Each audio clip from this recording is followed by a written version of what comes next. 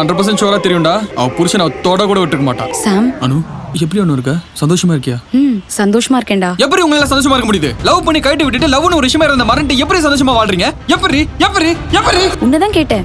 நான் நல்லா இருக்கேன், நீ எப்படி இருக்கேன்னு கேட்டேன். நான் நல்லா இருக்கேன்.